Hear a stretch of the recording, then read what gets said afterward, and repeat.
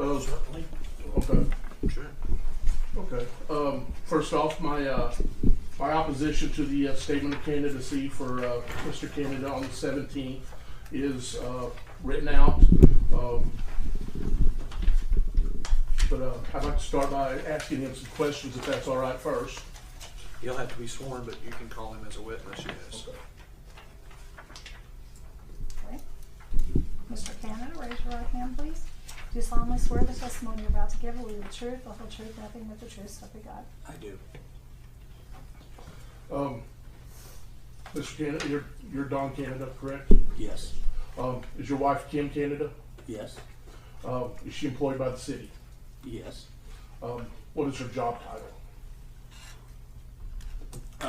Administrative assistant to the corporate counsel, Okay. I'm assuming. Has she worked in the mayor's office before? Not to Doing my any kind knowledge. of work, answering phones, anything like that? Well, I maybe- can't answer that. I don't know Oh, what she just does at your, I work. just want your knowledge if you know or not. She's been here 10 or 12 years. I would say maybe she's answered the phone, maybe she Okay. hasn't. I can't Or- swear to it. No, that's fine. Has she worked in the city clerk's office for doing anything for the city clerk? I believe she's filled in, yes. Okay. So it's safe to say she works in City Hall, she works here in City Hall? Yes. Okay. You're employed as the general manager of the Huddle House ACs, correct? No. I'm employed as the site director for AC's store, the Quiznos, and Huddle House. Okay. I mean, is that same as like site manager, or that's the same as? Yes. Okay, I didn't know what the proper term was, so it's site manager?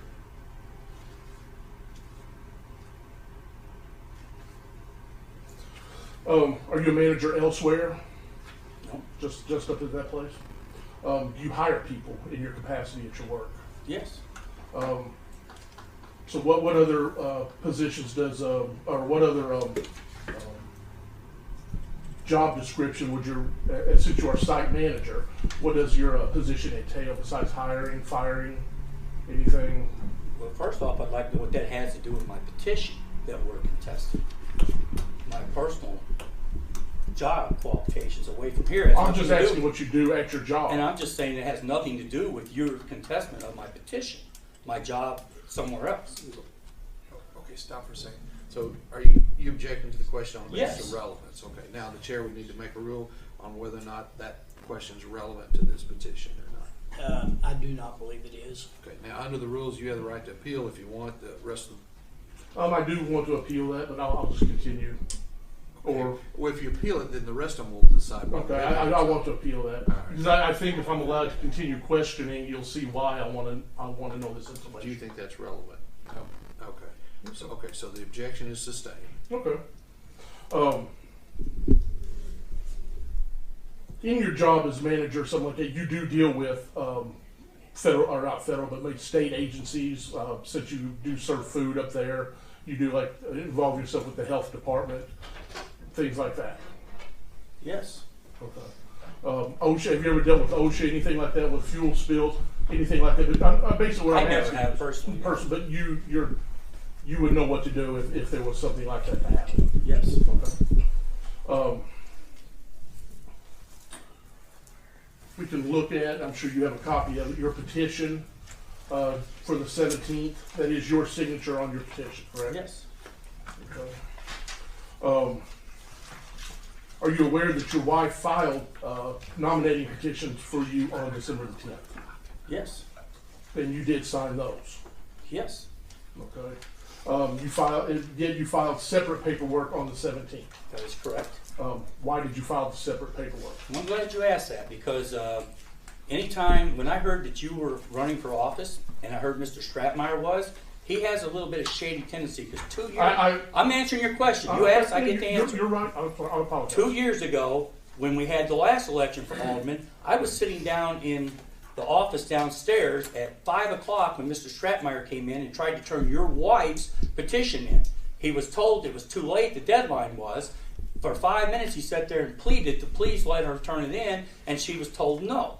So therefore, I don't really trust you guys to follow the board of candidates' laws of election. So therefore, I filed a second petition just to make sure that nobody tried to pull a little stunt and try to get me thrown off so I could run. Why would you think that your first petition would get you thrown off? I didn't say I thought it would. I said I filed the second one so it wouldn't. So I'm asking why you. Well, because of the past history that I know of between the Curley family and the Stratmeyers, And not being What fair. relationship is that? What I witnessed that night when they tried to talk her in to letting your wife file a petition for alderman 2 years ago after the deadline. But that still doesn't answer my question. I did answer why, your question. Why you filed separate paperwork? I felt like I wanted to file too. I have the Was there right to something file wrong? Was too. there something wrong with the first set? I don't know. Did you get a receipt for that filing? What do you mean receipt? Did Jan give you a receipt showing that you'd filed that set? On the 17th? Yes. Yes. And you had a receipt. I got a receipt. You got the copy of it for the receipt that your wife received for the first set of paperwork, 10th, right? yes. So you knew on December the 17th when you filed you had two filings. Yes. Okay. The State Board of Elections has stated that receipts of filing are considered a notice. Notice, that's a notice. They only send out letters in smaller municipalities where receipts are not given. I've talked to the people at the State Board of Elections. I have their number, I have the extension, I have the person you can call and talk to. These receipts are a notice. Mr. Canada got his notice at approximately 3:42 on December the 17th, which means he had 3 days to file which one he wanted to use. He did not come back in and decide which one he wanted to use until December the 24th. He missed the deadline to use the second petitions. That's my case. Also, Mr. Canada has said that he is the manager, the site manager at AC's, the Huddle House up there. Mr. Canada, he has a direct interest in liquor and gaming sales since he is the manager up there. It is Illinois statute, and I have a copy of the statute, that he cannot be an alderman when he has a direct interest in alcohol and gaming sales. I have a amended return I want to give to you all, stating that he actually needs to be dismissed from being an alderman right now, and should not be considered an alderman at all, and should not be on the ballot at all, because he has broken state statute by being a manager with direct interest in alcohol and gaming sales. And I have a copy of the statutes if you all want to read those. Okay. Just, Also, let me pause for just a second so I'm understanding. Are you, this last assertion about his position and his interest, are you asserting that as an amendment to your, or asking to assert that? I'm as asking an to amendment? attempt to assert an amendment to my. Okay, all right. The statute also will not allow at this juncture an amendment to objections, okay? So that would have to be, I mean, it's up to them, they'll have to decide. No, I understand. But the statute says the objections cannot be amended at this stage, okay? But I'm also prepared, as soon as I get a copy of the court reporter's statements here stating that he is the manager and does have direct interest, I'm filing paperwork with the Illinois Alcohol Commission, the Illinois Gaming Board, the Attorney General, and the Illinois State Police. You are aware that we don't sell alcohol? We don't sell alcohol. You're in trouble. You have gaming up there, though. Well, that's different. You said alcohol. I included both. I've included both. You are aware that Elisa Richards is in charge of the gaming too, aren't you? No, I'm not. But you said that you're the manager. You have a direct interest in it. I'm over the manager, site director. That's the statute I'm looking at. So that's my my objection, my reasoning for wanting him thrown off. And also, like I said, even if that's not relevant, the fact that he filed late, according to the Illinois Election Board, his receipt was given to him on the 17th at approximately 3:42. I think I have it right here. Yes, sir. And he had until Thursday, the 20th, at 3:42 to decide. And he did not. He filed paperwork on the 24th, deciding which petition he wanted to use. So that should disqualify his petition right there in itself. Thank you, Mr. Kirk. Okay, do you have any other questions or any other witnesses you want to call No. this time? Okay. Before we move on, we have a request to amend the petition to include this last allegation of that Mr. Canada is ineligible. I would advise the board, from a legal standpoint, you need to take that up. You need to answer that. But I would also advise you that, based on my research, candidates or objectors cannot amend their petition after the deadline for filing the petition. You can't assert new matter, and you cannot make an amendment to an objection after the deadline. So. At that time, that would be a mute issue. Then. Well, actually, what you would need to do is you would have, he has requested to amend it. You need to vote on whether to allow that amendment or to deny that amendment. So you need, for the record, to someone make a motion in a second, either to allow the amendment or to deny the amendment. I'm telling you, however, the law does not allow it. If the law does not allow it, I'm Yeah, gonna. that's fine. I understand. I didn't know the law. That's okay. All right. Okay. You need, for the record. I'll make a motion to be done. All right, Okay. we'll call the roll, please. Barfield, Yes. Mayor, Yes. and myself. Thank you. Now, just in order of proceedings, since Mr. Hurley has said he has completed his case, it becomes the opportunity for Mr. Canada to state his case. All right, well, I don't have all the fancy phone numbers and the people that he didn't bring back up his story. Where I got my information was out the candidates guide for 2019. And in here, it clearly states on second page, number 9, where I marked it for you, that if multiple sets of nomination papers are filed by a candidate for the same office, the State Board of Elections, appropriate election authority, or local election official where the petitions are filed shall, within 2 business days, notify the candidate of his or her multiple petition filings. Then the candidate has 3 business days after the receipt of that notice. Now, I filed the second one on the 17th. I got a phone call from Ms. Adams on the 19th telling me that she received 2 petitions. I came in and signed a paper saying, yes, I did. That was my notification. At that time, I had 3 business days, which would have put me on the 17th. And I came in on the 17th, and I turned in another notice saying to disregard the first one, that I was taking the second one. I have a signed letter from that, and I believe it's also Stamp Board's Exhibit 1 is those things. So according to this, I had 2 business days from the day I filed the last one to be notified, which I was notified 2 days later. I came in on those 2 days, and I was given 3 business days to respond, which would have been on the 24th, and that's when I responded. But according to the State Board of Elections, your receipt acted as your notification.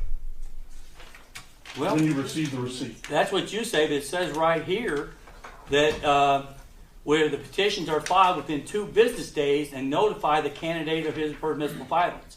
So They say that the notification comes when you receive. that your isn't signed what it receipt. says there. It says I have 2 business days to receive notification.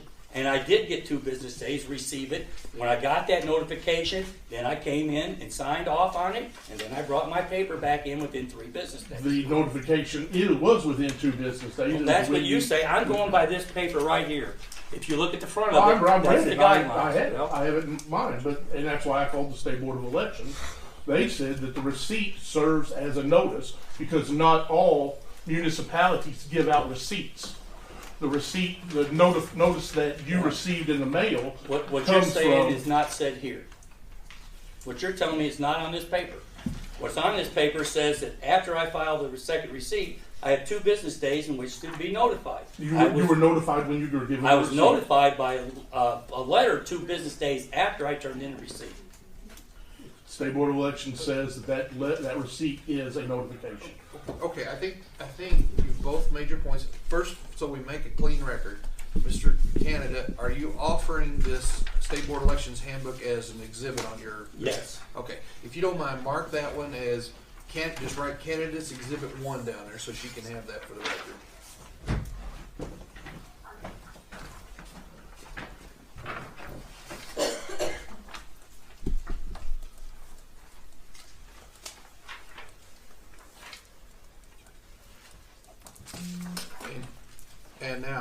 do both of you have, I know you referred to, and again, I'm just trying to make the record clean. Both of you have a copy of what was labeled as Board's Exhibit 1? Yes. Okay. And just for clarification, Mr. Canada, when you were referring to the letters from the clerk and your responses back, are those all contained in Board Exhibit 1? Yes. Okay. Without regard to win notice or anything else, Mr. Curley, do you acknowledge Board Exhibit 1 that these documents were Yes, I received given? those. Okay, all right. So, so both of you, and I understand your points, and it'll come down to an interpretation, I think, of the law by the board, but we're considering what Mr. Curley is offering, we're considering what Mr. Canada is offering in the form of Exhibit 1, his Exhibit 1 and Board's Exhibit 1. Does that fairly summarize both of your positions? Yes. Okay. All right.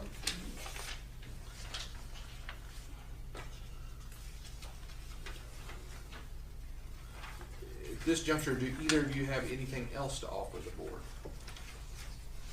No. Not on this case, no. Okay, not on this case. All right. The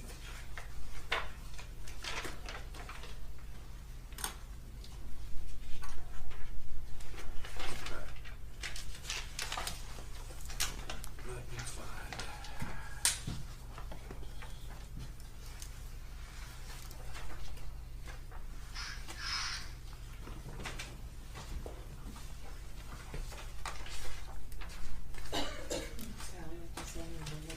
Well, yeah, they do. Oh, here it is. Okay. Let me make sure, because I prepared my checklist.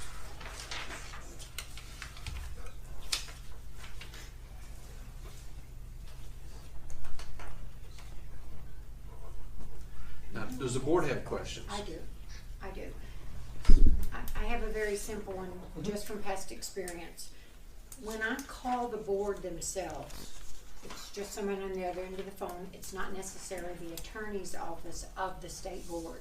Right. So did you just talk to whoever answered the phone with your question, or did you actually get the law of that from I got the attorney? law of that. I have the person's extension and their name. If you would Which like is? the, Which is? May I see a piece of it? sure.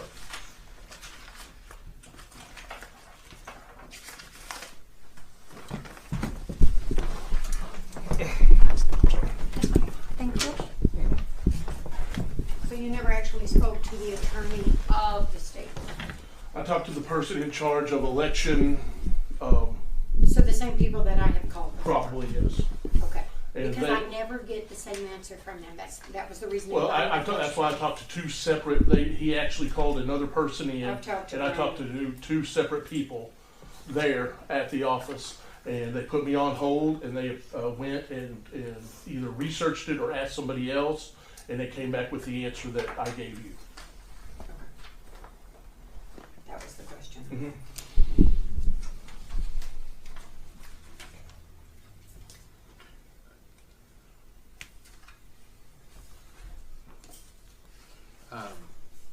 Board have any other questions, either of the parties?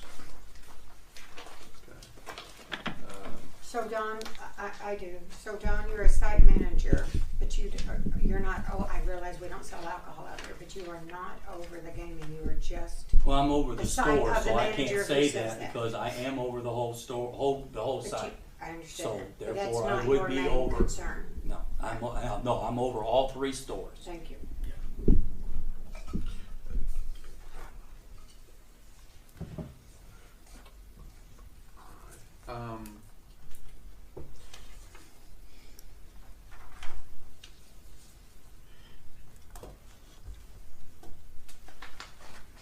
All of our meeting, including your deliberations, are done in open session, okay? I mean, to be exact.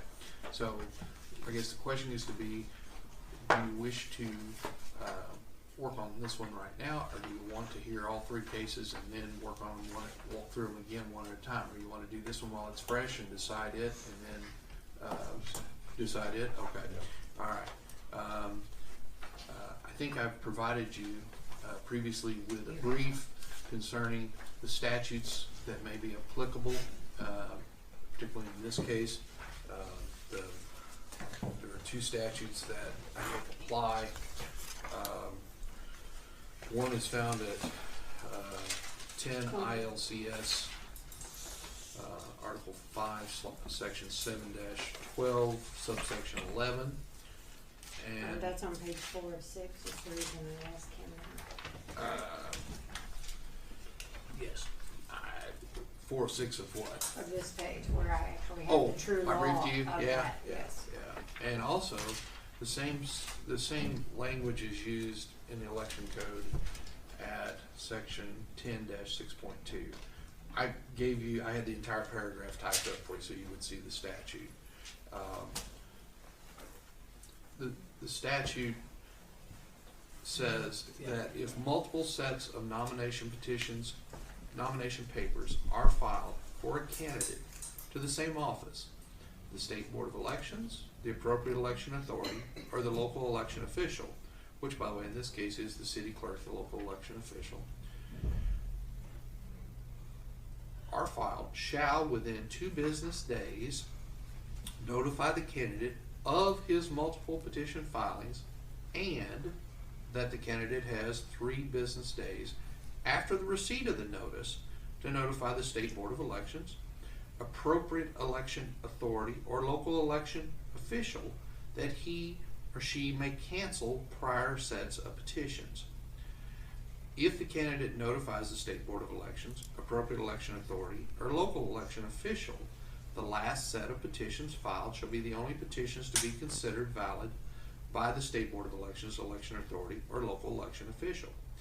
If the candidate fails to notify the State Board of Elections, election authority, or local election official, then only the first set of petitions filed shall be valid, and all subsequent petitions shall be void. And that both sections read exactly alike. So, in applying the law to what you have heard, okay, it is your role to determine whether or not Mr. Canada timely complied with the law when he was notified by the clerk, and in turn filed his notice of selection on December 24th.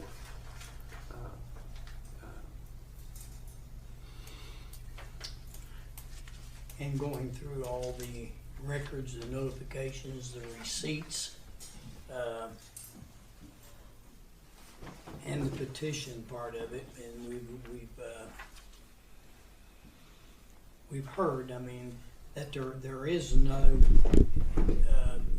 the 2 different petitions that was issued, you can have more than 1 petition as long as you certify and get a receipt that you are filing 1 petition.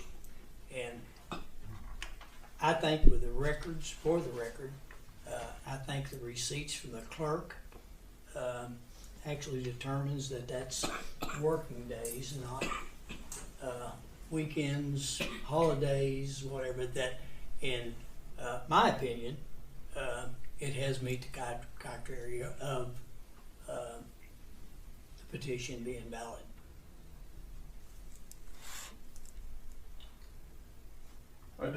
I don't understand. You think it's valid because? I think it's valid because I think they have met the letter of the law pertaining to petitions and the circulating and the dates, the filing of the 1 petition on the 17th. So you don't think that the receipts constitutes notification? No. And I can see in different petitions, not only here, and it's probably not irrelevant to this case, but I can see circulating a petition in any kind of a municipal election where that a petition that has been one time, you got it, maybe it's damaged, whether you would have to go fill another petition out, get it recertified and things like that. So I do believe that But that it is wasn't, valid. that wasn't the case in this point. I can't speak what the intent was. I can just speak that they did certify the one that they wanted presented to the board. Okay. The reason I ask you if you actually spoke to the attorney Mhm. versus the names up there, which I know as well, I've called up there before. They have put me on hold, or they have done research, and they have came back, and when I would clarify it with a different phone call because of another question, I wouldn't get the same person, but I also didn't get the same answer. So in turn, since it was coming from me, on the way I needed to do this properly with those letters, I literally did this with the context out of the attorney's law book of the board. So I'm not trying to favor one way or the other, but I know when it landed on my shoulders, I found the law from the law book, and we actually have that law book, so that's why it was sent, and that's why I'm going with those letters I send is the way that, and that is why. And Miss Why we're here. and then speaking of that, Miss Adams is the keeper of the records, and she is the individual that will call the Right. board, and so I do believe it is proper. Mr. Barfield? Yes, sir. But my interpretation, I agree that Mr. Kennedy did meet all the requirements as stated in our law, as presented. Mr. Curley, anything else, sir? No, sir. Mr. Canada, sir? No, sir. I have a draft written decision. Nothing's final until they sign and approve a written decision. I also want to let you know that, and we will give that to you hopefully here today while you're still here. But within 5 days of receipt, if you disagree with the decision, and that applies to any of them we reach here, you have the right to seek judicial review by filing a petition with the circuit court in the circuit clerk's office here in Massac County. And then if you go from that, obviously, I can't give you legal advice, but in administrative review, the city, the board itself will have a transcript prepared, have the record prepared, and submit that to the court for the court to review. Okay.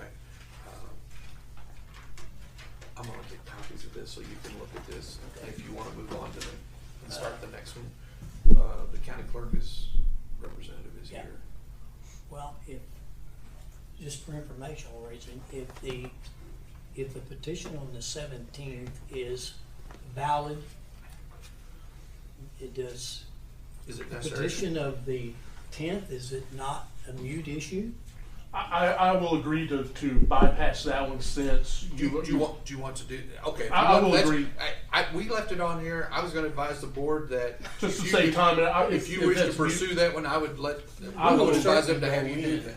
I will let that. I will let that one. Would you say withdraw it? Would you? I don't want to withdraw it, but I will let us bypass it. Well, if we're going, if we're not going to bypass it, if we're I not, understand. I don't want to withdraw it then, but we can go well, ahead then and we talk need to about it. address it. Okay, While it's on what's Right, I fresh on our understand. minds, I understand. and I understand your position, yes. Okay.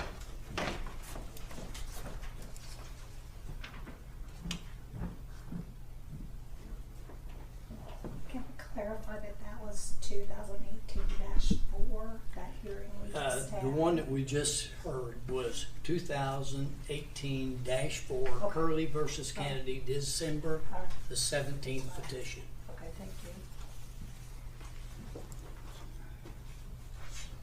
The next one would be 1803 Hurley versus Kennedy, December the 10th petition.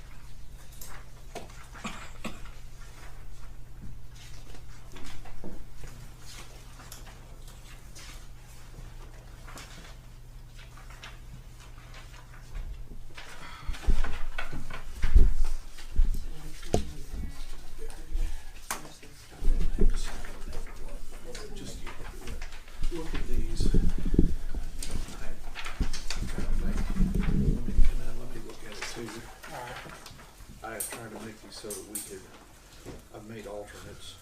right, okay. In most of these cases I've got, where you'll actually, this was a yay or nay one, so it was simpler.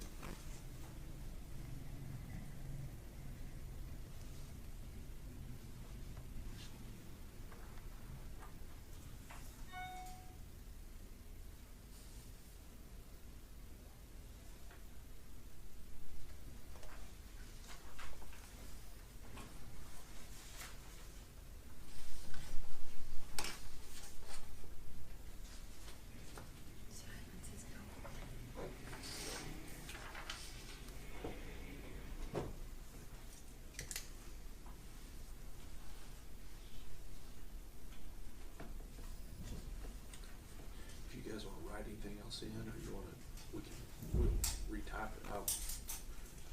I had these typed at home, so I was just trying to rough out something so we don't I sign. understand. If you run across a mistake.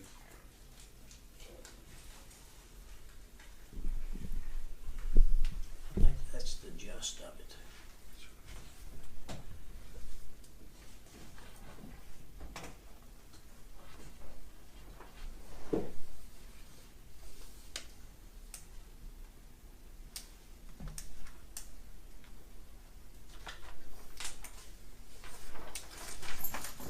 You see anything, Mr. Barfield, sorry? Yes, sir. Is it, you see anything there? No, sir, I do You have not. to- You I have do to not. refer it, other than some slight, I thought they had,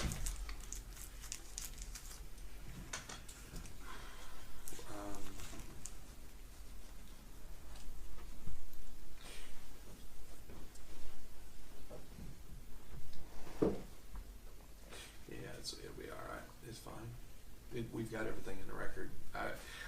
You guys talked about other things than what I'd anticipated, but I didn't put any of that in here. I just went down the line of, well, the stating final, what the one decision. the various filings Right. were, Yeah, and yeah, it's fine.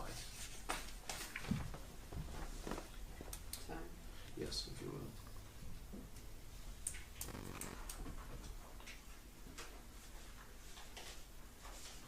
go ahead and sign this one.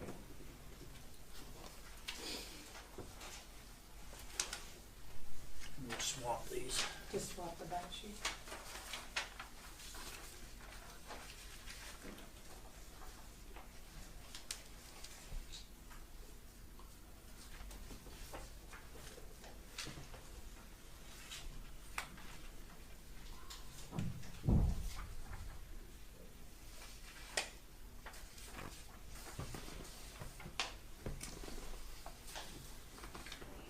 You want to sign those, Mr. Barfield? Sure will.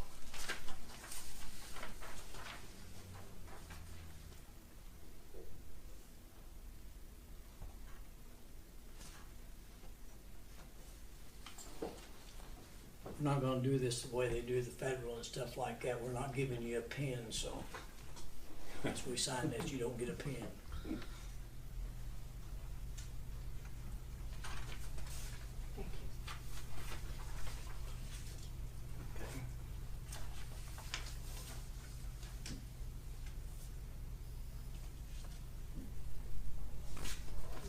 Mr. Perkins. And this, do you have any? You sign them, Here's a complete copy, Mr. Barfield. Yes, sir, thank you. You- Now, you need a motion second to approve the order that you've signed. We will call for a motion and a second for approval of call of notice. I will make that motion. The decision of the electoral board. Yeah, for the decision of the electoral board. A We do second. have a motion, we do have a second, call the roll, please. Mr. Barfield? Yes. The mayor? Yes, And myself.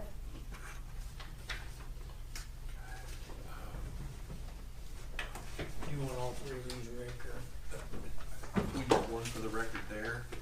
These gentlemen each need one, and the court reporter will need one. All right, you go make some more copies. Yeah, I'm just gonna go make some more copies. That, the case we just had, Yes, sir.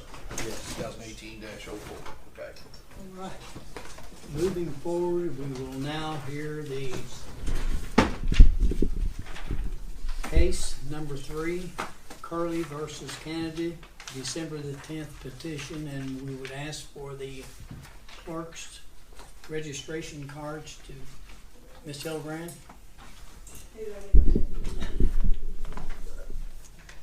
Bring them up to the chair, and let's, let,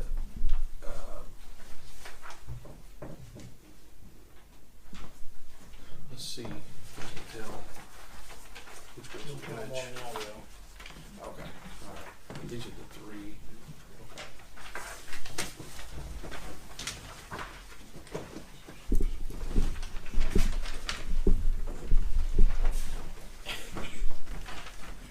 Not taking any of the other arguments away that you wanted to make, but the three that you had objections on the signatures, we had the signature cards produced. Okay. Same way we did in the next case. Okay. You wanna look, give you a chance to look at those if you want to for a second, then I'll give Mr. Kennedy a chance to look at those. And if you need copies, we can make you copies, the board can give you copies.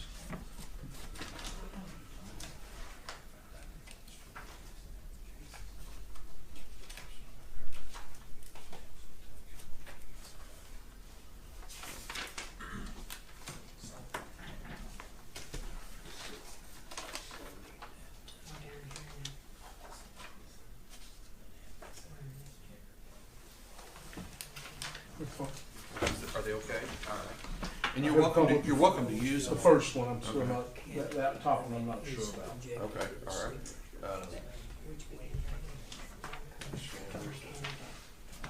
Three, where he made specific objections to signatures, addresses, or registration, that's what, okay. I have trouble with the first signature and the second address. Well, since I'm not objecting to any of them, I don't really need to see them. I'm not, Well, he's gonna argue about them, so I wanted, these will be just placed in the record. If nobody, if there are no objections to these being placed No. in the record, then these will be placed in the record as board's exhibit 2, I guess. Or actually, let's remember what number. We'll make them board's exhibit, this will be board's exhibit 1 for this case, I'm sorry. I told you wrong. And we'll go 1, 2, and 3. Can I see that one more time when you're done with them? Sure. please? Let's just make it. He's objecting to Mr. Kennedy's petitions.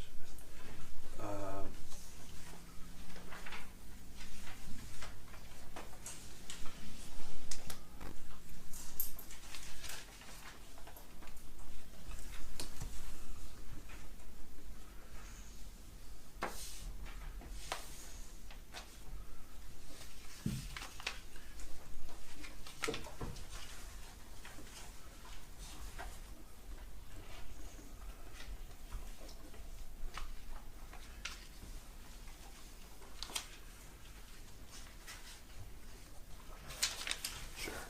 I just numbered them so we'd have to keep track of them. That way, if you want to mention one of them, refer to it by its board's exhibit, whichever one it is, okay?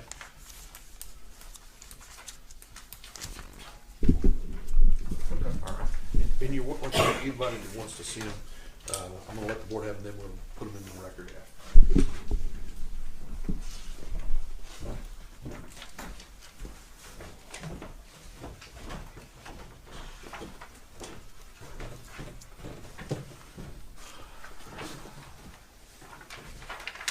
And we are comparing to the December 10th petition, right? Yes. Yes.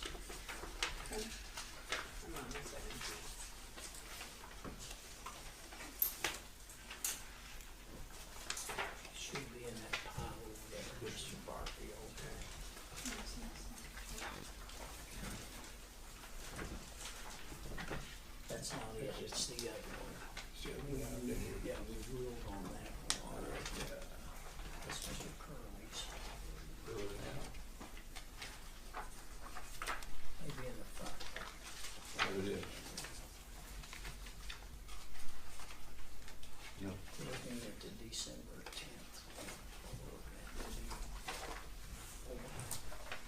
There's it. So, but it may not have the dang petition. It does, should. Right here it is. If you need it, I can. Here it goes right here. Okay.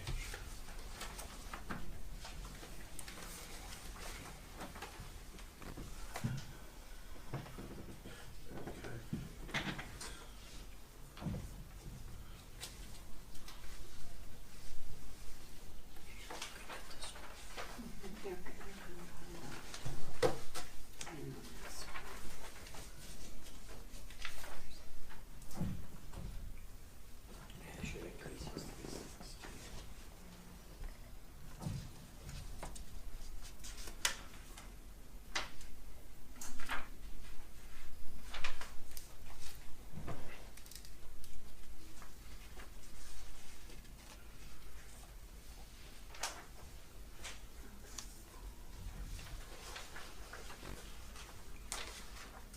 Rick, am I looking at this thing right?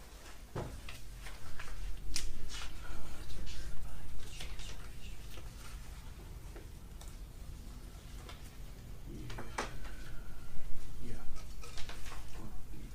That's, Well, he's objecting that the signature of the,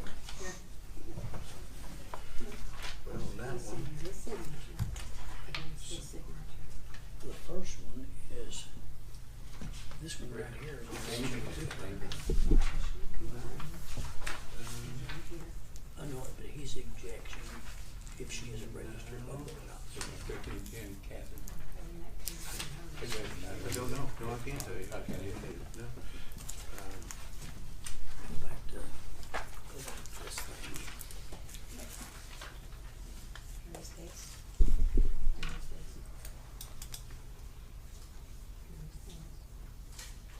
Here's this. This is the first comparison. And then that. And Robin is here. And Robin is here. And then Ashley's with her. Look Yours at- is a look at- registered voter in 1206. Yeah, She's here. but that's saying that she is a registered voter.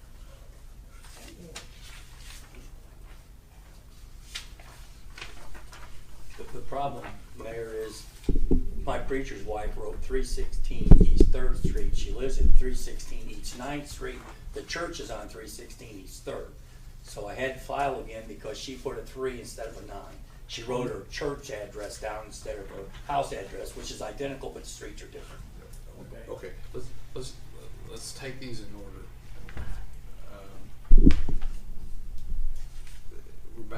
We're on the record in 2018-03. And that's Mr. Curley's objections, as the mayor noted, to the December 10, 2018 petition. Since Mr. Curley's the objector, he probably should take us through these, like, Yeah, if you would. Sure. On the first one I object to is on line 6 of the first page. That does not look like a signature to me. And you have the card there to look and see if it's verifiable or not. and by the card he's referring to, I think it's Board's Exhibit 1. Yes, sir. Do we give an opinion right here now? Do you have a copy of this? I looked at them. I've looked at them. Well, in my opinion, line 6 of the signature and the address, I think is a valid signature. And like Mr. Kennedy said, the second one was an address mistake. Okay. So I don't know how you'll rule on those, since she did put the wrong address down. That was where the problem was with that one. As long, By well, law, you have to put the correct address in. yes, by law you do. Because I didn't know, so I didn't know how you would rule on that one. Well, probably invalid. All right, and where's the other one? We had 3 And then the third one, Yes. I saw that one, Ms. Cooper is registered to vote. The walking list, the role that I had, she was not on that list. Okay, So I can see that her signature is valid. okay. All right, and seeing that we have a valid, we have a wrong address, we have a registered with an invalid. One good. And, Mr. Curley, you also had in your petition arguments about the statement of candidacy. Do you want to address that? Yes, there's just, in my opinion, and according to the State Board of Elections, the way they're supposed to be filled out, there was multiple blanks. There was a lot of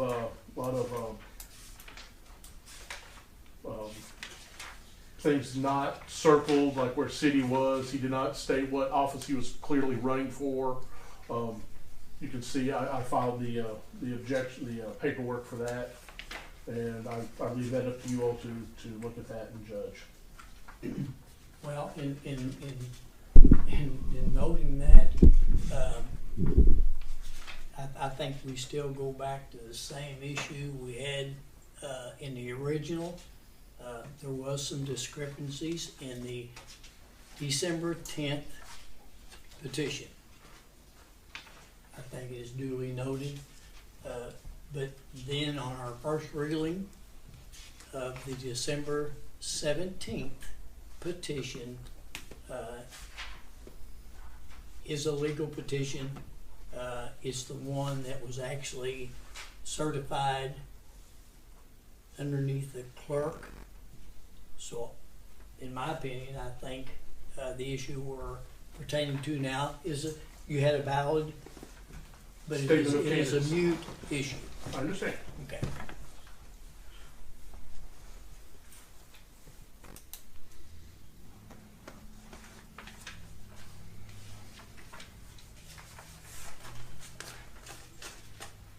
So in the case,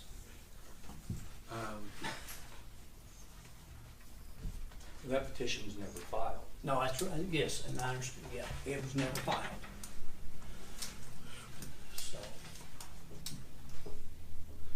It's, now that you've made the other decision, actually, it's been officially canceled, yes, okay? Now that you've rendered the other decision, it's considered canceled. Is it Now, the,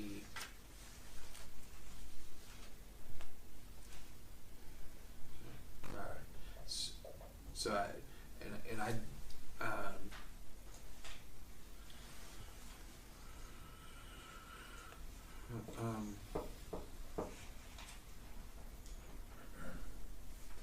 and I understand Mr. Curley's wanting to address it to a point, but in the ruling on the December 17th, it kind of made this a mute issue that is not pertinent to anything I we've understand. talked about or case. I put all that work into it. I want you to look at it. Mr. Curley, I Oblige you, right? I understand. I do understand. well, and for the record, the law would say that at least as to, you all would determine the validity of these signatures as to the, anybody that, if an address is left off or if address is incorrect, Yes. that's a grounds to strike. That is true. And so that was a valid. Yeah. Likewise, leaving off the specific office of Alderman, Ward 2, that is a grounds to strike as well. Well, So, there's case law on under, that, so. yeah, under case law. So, So I think we agree. I think we agree. okay, so, the board would probably need to, and I'll probably need to rewrite this one, but it'll just say that it was, if I understand what you're saying to me, having heard this, and finding even though there are some valid objections, Yes. it is moot now by the decision you made in You're right. 2018-4. Yeah, Okay. I agree. Now, Do we need a motion? you need well, I've got to prepare a written order, and you're gonna, I don't know, I'm gonna have to go prepare a real written order real quick, and, You want to take a slight break while we do that? Anybody needs to be, yeah, if you could, let's, if, take about a 15-minute recess so yeah, I why can don't go we write take this. a I will make a motion to take a 15-minute recess to allow Mr. Hazel to do the proper paperwork. I've prepared one, but it needs to be modified, so. I'll second that. that's- Call the roll, please. Mr. Barfield? Yes. The mayor? Yes. And myself. You need to motion to reconvene, Yeah. Yeah. that you recessed. Need a motion to reconvene. I'll make that motion. I second. Call the roll. Mr. Barfield? Yes. The mayor? Yes. And myself. All right, the decision of the electoral board. This case comes before the electoral board of the city of Metropolis on January 7th, 10 a.m. pursuant to the notice served upon the objector and candidate. For a hearing upon the objections, the board finds that both the objector and candidate are present in person and announced they are ready for the hearing of the objections. The board, having reviewed the objections, the nominating petitions, the voter registration cards, or computerized counterparts from the Massac County Clerk's Office, and having heard the testimony, considered all the evidence, would find as follows: that the objections to the statement of candidacy on the December 10 nominating petition are well-founded and should be sustained. The signature on sheet 1, line 6 is a genuine signature and the objection is overruled. The address on sheet 1, line 13 is not the registered address of the person signing and is not Ward 2, requiring that the signature be stricken. Ashley Cooper, whose signature appears on page 2, line 10 of the nominating petition, was a registered voter at the address shown in Ward 2 when she signed the petition, observing each of the signatures placed on the petition, nominating petitions, which would mean that is overruled. But, however, the board's decision in the previous case, case number 2018-4, which overruled the objections and upheld the nominating petitions of Donald Canada filed on December 10 and canceled the nominating petitions of December 17, 2018, and canceled the nominating petitions of Donald Canada filed on December 10th, 2018, would render this case here before us right now moot. And based upon those findings, the board would make the following rulings. The board dismisses the objections of Michael Curley for the reason that the same have been rendered moot by the board's decision in case 2018-04. Now, each of you would have the right to appeal the decision of the board by filing a petition for judicial review with the Circuit Court of Massac County. You must file a petition for judicial review in Massac County Circuit Clerk's Office within 5 days from service of this order upon you. You would now need a motion to approve that decision or that order. I make that motion. I'll second. Call the roll, please. Mr. Barfield? Yes. The mayor? Yes. And myself. Mr. Canada, you acknowledge receipt of the order? Yes. Mr. Curley, you acknowledge receipt of the order? Yes, sir. Okay, we'll place one in the record.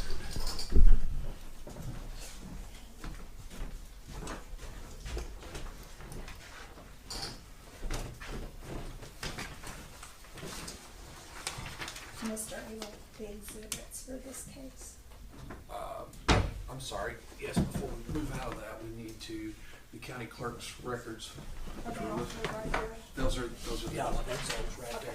those need to be made a part of the record also. Thank you, sir.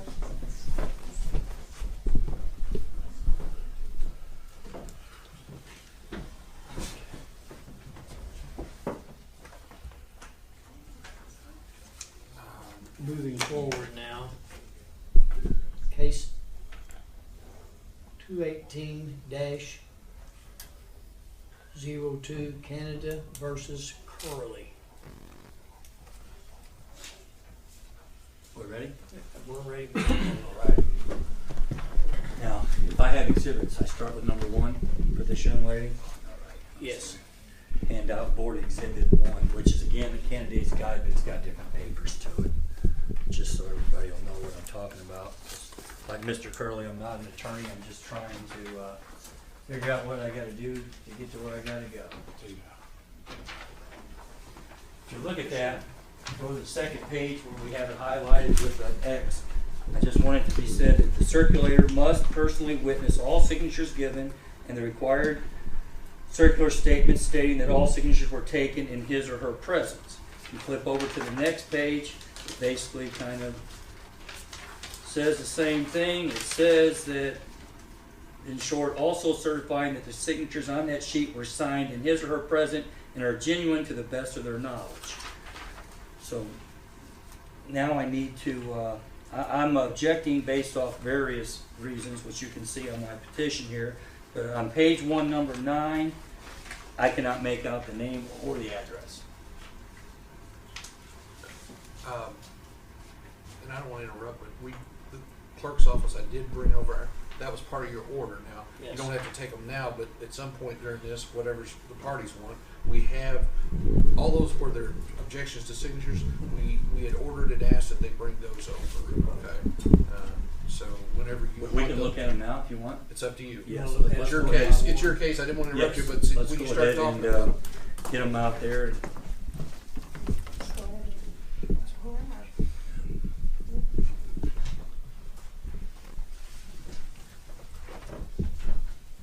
let me mark them. Yeah. I'm gonna deal with it one at a time. Yes.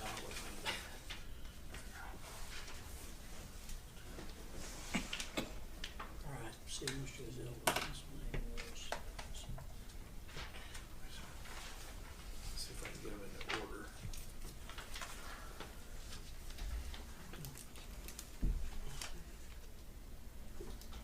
Mm-hmm. 13, 14. There you go. And 13 and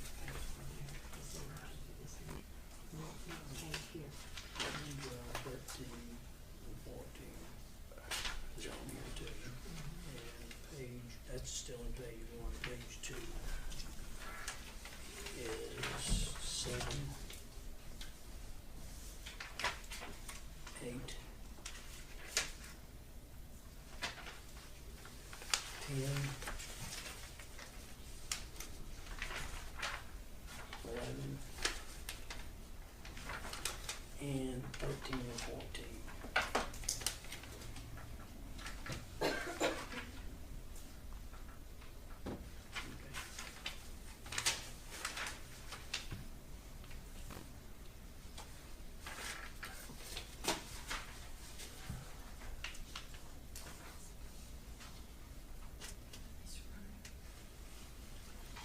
Mark, Miss Markfield, Yes. you want me to call them all again, or do you? It's from here, so. Yeah, we got them all. Yes. Okay, Miss, and page 2, you got Page them 2. all. Okay, Yeah. good enough. We got them. Are you comfortable, Mr. Markfield? Are you cold? Too cool, or you need, You all ready? are you too cold? or No, sir. you- I'm fine. All right. You're still writing it down.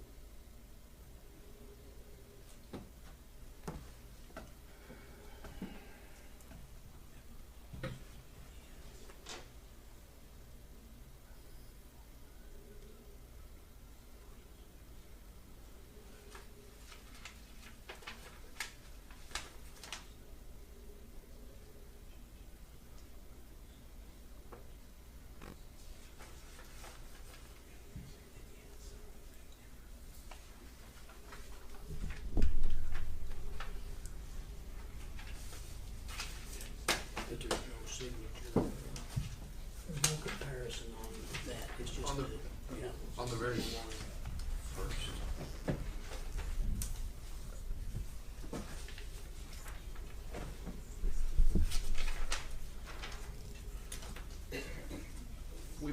labeled these as boards exhibit 1 through, actually it's 9. We had, the board previously had requested actually records for 10 parties. And you may want the county clerk's, deputy clerk, Lynn Hilbrand, to explain, but the note that came back says that, the first item that you had requested, they could not find anything, for it said Lewis, eligible first name, Lewis, 2001 Girard Street. You'd entered that order last week, but for the record, she probably needs to come up, testify, and explain that they could not find something there. What do you want me to say? Well, Who is registered at that address? yeah, if you have anything. I I suppose have- either candidate may want to ask I you, do, I know. either objector or the candidate may want to ask you, but they didn't provide a record for that one. The only individuals registered at 201 Girard Street, Hey, which Lynn. was the first one. Oh, I'm sorry. Please sworn first. Do I? Please sworn in first. Oh, I'm sorry. I don't mean to take her out of order, but if you're gonna go through this Raise your right in hand. order. Do you solemnly swear the testimony you're about to give will be the truth, the whole truth, and nothing but the truth, so help you God? Okay, you can have a seat in that chair. All right. Just a second.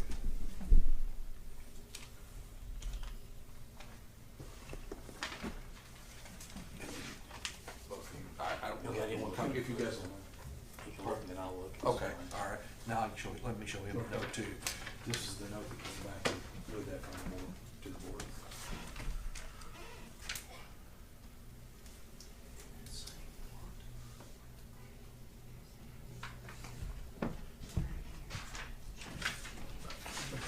Sure.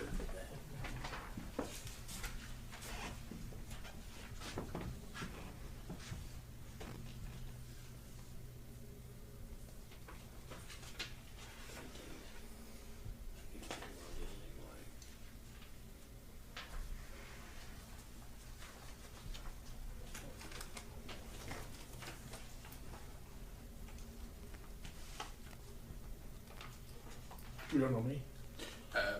Just going to, okay, does anybody need the letter for now? I don't need one. And we'll make copies, by the way, for both of you.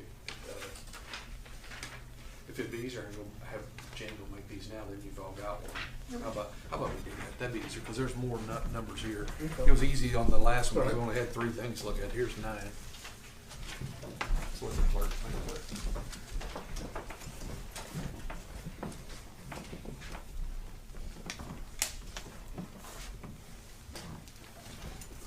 These are the originals.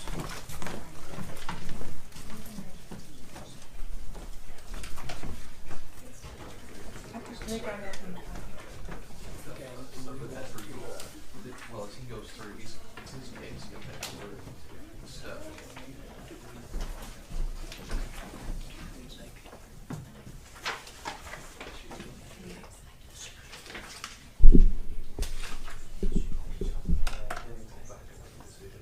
We'll listen to all of them first. Yeah. Okay. I made one for her and one for you. I didn't mind. All right. I think that should be in.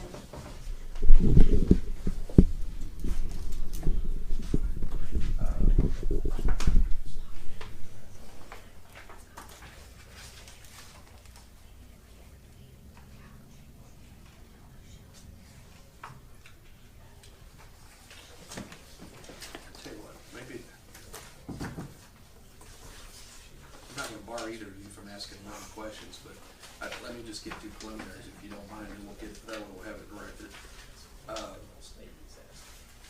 Would you state your name for, Lynn Hilbrand, would you spell that for me, please?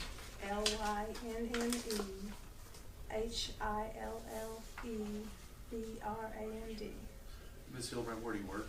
the county clerk's office, What's your position? chief deputy clerk. And the county clerk's office is a keeper of voter registration cards and Yes. election records, is Yes, that correct? All right. And today you have produced certain records that we've labeled as boards exhibit 1 through 9. And Are those the voter records that were requested by the municipal election board? Yes, Are those certified copies of those? yes. All right. Well, this one's not, but the one I'd like to, right? Oh, okay. All right. Some will be put through, I think the board has the Okay. actual originals, Yes, but you they produce are. certified copies of those? Yes. And those are kept on file in the county clerk's office in the ordinary course of business of the county clerk's office? Yes.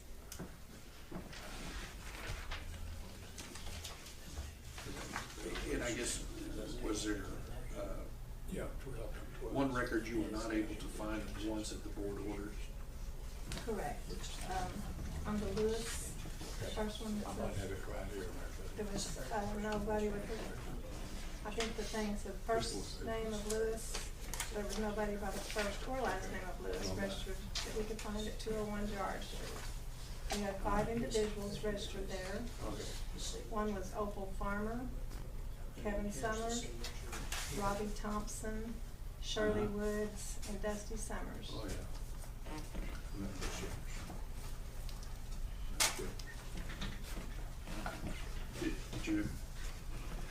Did you all hear this? I just took her through the preliminaries to get through what you had ordered her to produce. And she explained, I believe, that there was the first request we had was for somebody named Lewis at 201 Gerard Street, Metropolis. Mhm. And then her testimony, I think, was, and anybody can correct her, she can correct me, was that they don't have anyone named with a first name or last name or was registered at that address. Okay. And that's the page 1, number 9, right? Okay. I'm asking that be stricken because that's not legible. I can't make it out and I can't find out who it was. Did you bring the records of the 5 people that are registered at that address? No, I was not even the one that first did these, I just tried to do it this morning. So we don't have a record of the 5 signatures at that address. So he can't prove whose it was or whose it wasn't, and we don't have anything to go by.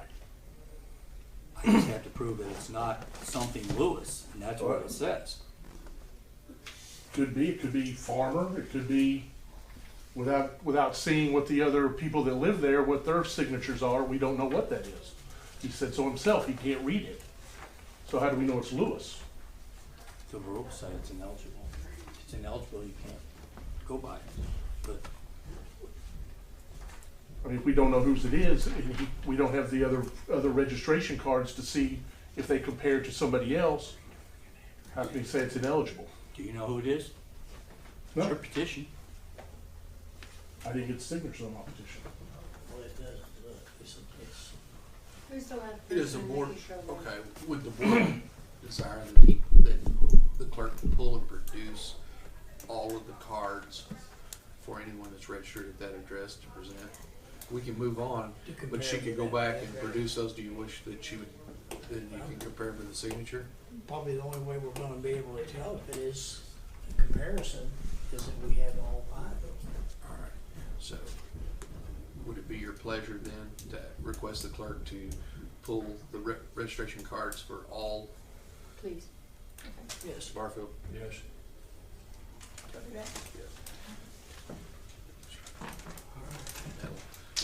Then you can move on All right. and come back to that. Moving on to the next one, page 1, number 11, Leela Matthews signed her name, but there's no address. There has to be an address in that spot. So I'm asking that be stricken for failure of lack of address.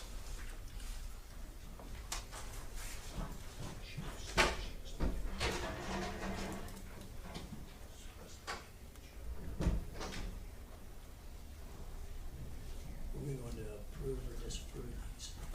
Well, Ms. Gurley's gotta have, you might as well wait, cause he's gonna have a chance to present what he wants to present on any of these. Okay. So All right. moving on. Moving on. The next one would be, let me look here, Mr. Lewis. Mr. Lewis on number 12, and I'm going to send, I guess this would be Canada Exhibit 2.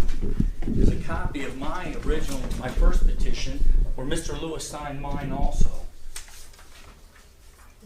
And I'm not saying that Mr. Lewis might not have signed it, but I'm saying that somebody went in and signed his first name, and it wasn't Mr. Lewis, and the rules say that nobody else can sign a name or anything on that petition but the signer.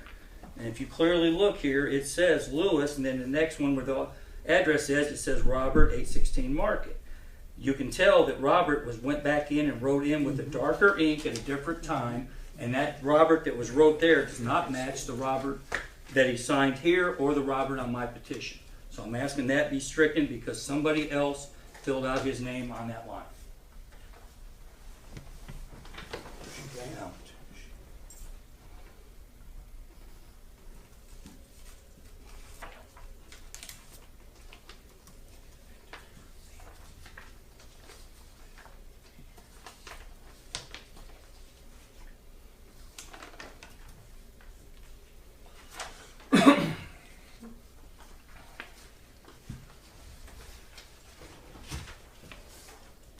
let me know when you're ready and I'll move on to the next one.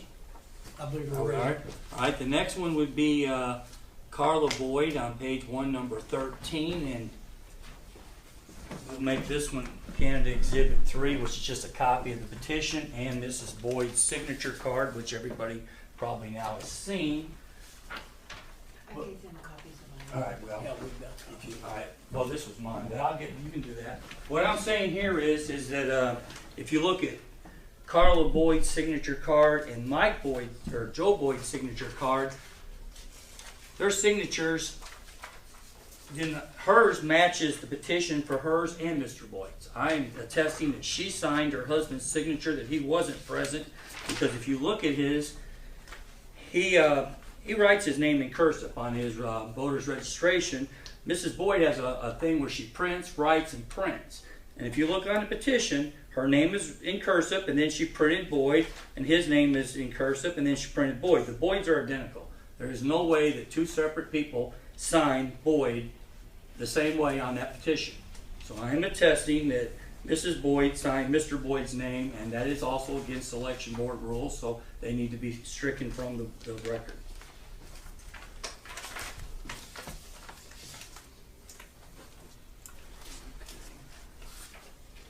You know, if you guys are, That's on 13 and 14. that's on 13 and 14, yes. All right, you're looking at number 5 now, right? Well, that's just letting, number 5 is just saying that Mrs. Curley, who I had a subpoena out for, that Mr. Curley found out Thursday, we were subpoenaing his daughter to come in and testify these, and myself, the Massac Sheriff's Department, and 2 others have been unable to locate her since Thursday. So I'm just presuming she didn't want to come in and testify under oath that she got these signatures because it's obvious they don't match. Well, you're assuming that, but since No, she I said signed presuming. Presuming. whatever, but since she did sign this, that's Oh, yeah. stating that she did see those. But she's not here to testify because you This, got to this, get. this is a legal document stating Well, I that she understand did that. That's perfectly fine. So I'm you're just, you're insinuating that. yes, I she am. was- I'm so unless insinuating you that haven't- she's hiding. Unless she might be working. No, I've been by her work 3 times. But let's move on. That's irrelevant. Okay. Let's move on to page 2, number 7. I cannot read that signature whatsoever. Let's see, who did we say this was here? I think we asked for the signature. That's Mrs. Montgomery's signature. That is Yes, Mrs. Montgomery's? Yeah, we asked for the signature for the address. Right, but I have Nicholas here. I'm looking for hers. Jeffrey or what is it?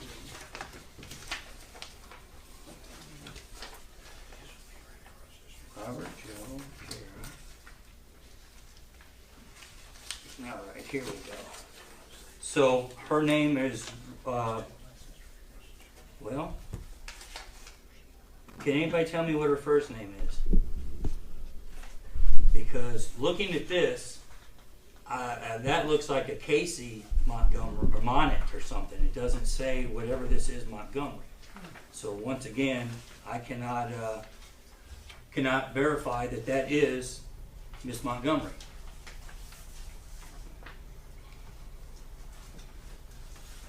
This would be board's exhibits 4 and 5 to compare to the signature on the petition. It's page 2, line 7.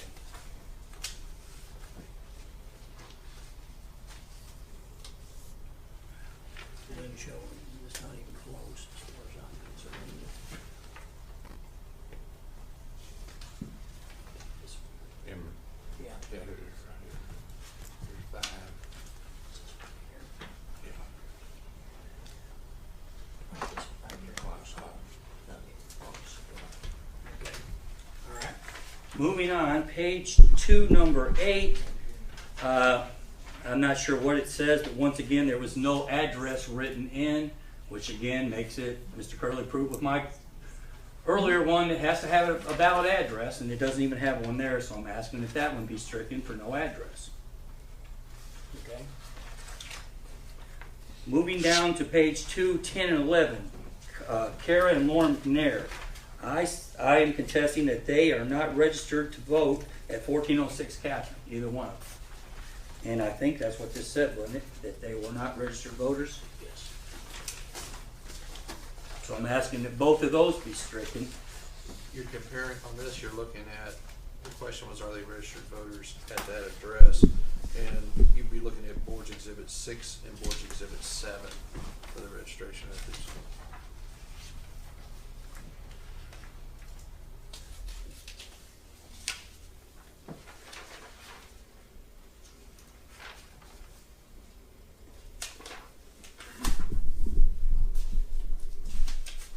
And they're not neither ones. But they recently moved, just because they've recently moved, they might not have had time to get their voter registration card changed. They do live at that address. But it states in the rules they have to be registered at that address in order to sign that petition. They are Just clarify. registered within the ward, Not at that address. but as long as they're Where- registered in the ward, And proper address. Well, Okay. 211 West 20th is Ward 4. you're right. I'm wrong about Yes. that. Yeah. You're right.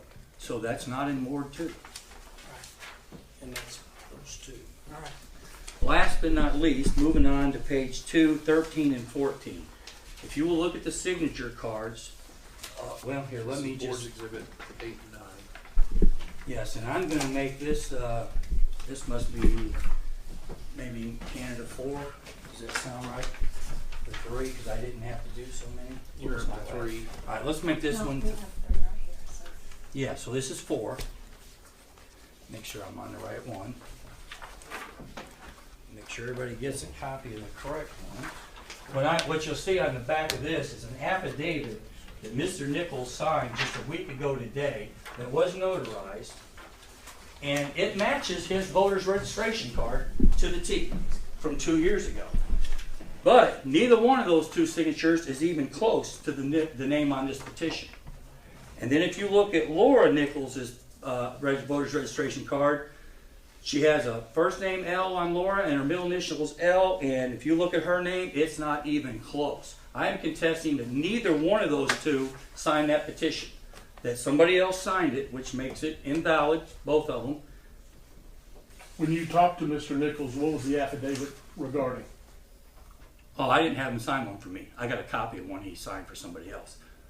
All I know is that I can call somebody if you want me to talk to it. No, I thought if you had an affidavit, I had you a issued copy it. of an affidavit Okay, no, that you he didn't signed. issue the affidavit. No, sir. Okay. I have a copy of an affidavit that he signed last Monday that's been notarized. I just wanted to use it to verify that that signature was identical to the one on his voter's registration card, but isn't even close to the one on this petition. And his wife's signature is not even close to the one on this petition. So I would like both of those stricken. Plus, I guess we'll get into candidate number 5 here. Is a case that happened a year ago in January that was brought before the State Board of Elections on a case similar where somebody had signed other petitions in place of the signature holder, which makes it illegal. And in this case, if you guys will flip to page 3. Can I get a copy of that, Don? Oh, I didn't give you one? No, sir. Oh, I'm sorry. Well, I meant to. Let me just borrow this one so I can read it real quick. Yeah, because I had 20 of them, but I've lost one of them. I think I've got it piled in that mess there. Go to page 3, and it basically says, under the recommendation of general counsel, and I'm getting ahead of myself, I'll tell you the other part in a minute. The general counsel concurs in the hearing officer's recommendation with the following exception.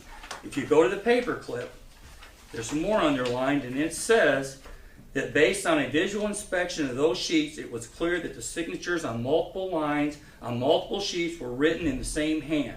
The hearing officer is not allowed to ignore this. As a circular, and I can't pronounce the name, Chintal either witnessed these signatures being placed upon the petition sheet or they were placed on the sheet outside of her presence. Either way, her signed and sworn circular's jurat was false. Chintal James Pages had 62 valid signatures after the record exam. All 6 sheets circulated by her will be stricken, and none of the signatures on those sheets shall be counted in a total number of valid signatures for the candidate. So I'm asking the same thing. I'm saying that I have 2 separate petitions here, 1 and 2, and different people signed on those, except for the people that were supposed to, so I'd like the entire petition thrown out. And outside of waiting on the 5 signatures for that one, that's all I have. After we get those 5 back, I would like to address each one of these in order. That one address, Mr. Curley, Pardon? the one address was. Yeah, or we can go ahead and I can start, and we can do that one when she gets back with that. I'm not opposed to going ahead and starting. Just go with the next one. Yeah, and we can come back to that one later. In other words, hold off on objection 1, and then he'll start with objection 2 and address each one of those.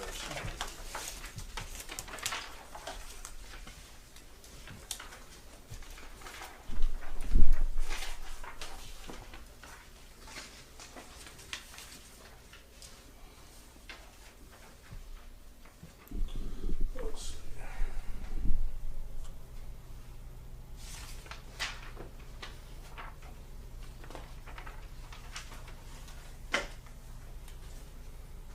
We're ready? Oh, sorry. I'm sorry. We'll skip the first one, number 2. Page it was over here. Line 11. That one I understand. They did not have an address. That one, I'm not going to oppose that one. 12, where Mr. Lewis signed that.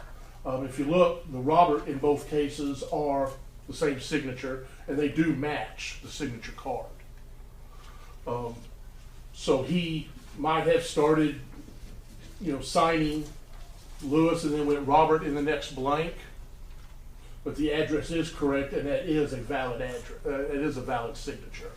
If you look, both Roberts, even on Mr. Canada's petition where he signed before, all 4 of those signatures where it says Robert, on mine, his, and the 2 there, and on the voter registration card, those are all the same signature.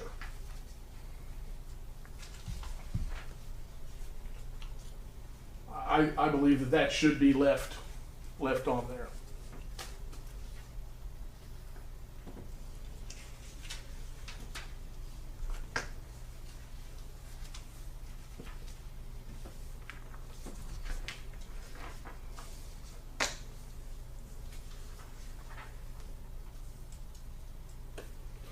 The next one, 13 and 14.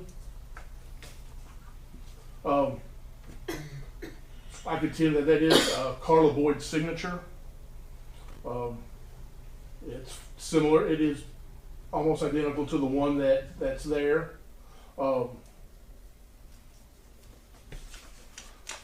Mr. Boyd's signature, however, found out after the fact, was signed by his wife's signature. She has power of attorney for him because he often works out of town for long periods of time. She was under the impression that since this was a legal document, she could legally sign his name. So she did sign his, I'll concede that she did sign his name. There was no intent to defraud. I know the Boyds, that she has power of attorney for him and has signed multiple tax documents and other papers stating that that same thing, that she has power of attorney for him. So that signature should be considered valid because she has power of attorney for him to sign legal documents. And this is a legal document since it's been notarized.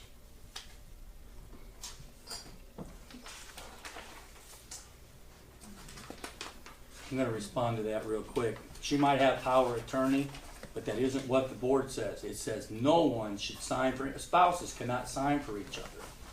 Now, the question is, did you bring a copy of the power of attorney to prove that she has it? No, I didn't. Then there you go. You don't have proof, then it didn't happen. Where's this? Well, It's in the circular. Your daughter even signed it. Mm-hmm. Yeah, you cannot sign for anybody else. We didn't know this till after the fact. Well, And but it's a good faith mistake.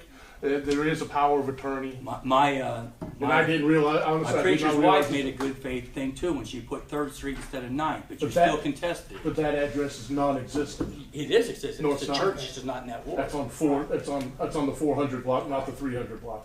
That address is non-existent. That's the reason if you read my initial affidavit, there is no address. At 326 East 3rd Street is non-existent.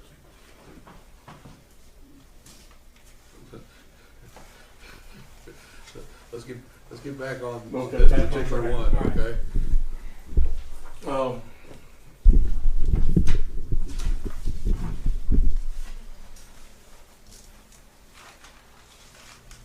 See, number 8, we're on line 10 and 11, where he opposed the McNairs. They're they had just recently moved, 1406. Catherine Street is their legal address. It is within the ward. I don't know if they had their voter registration changed as of the times of the signing. I do not know that. So it's right here. They moved in September of 2017, a year and a half ago. I did not know that. I just knew they had recently moved. So they offered to sign, and they had not gotten their voter registration changed. But they do. He admitted that they do live within the ward.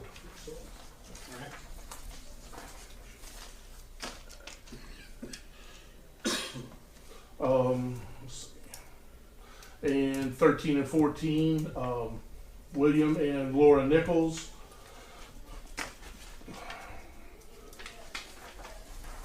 Again, this might be an instance where one did sign for the other. I do not know.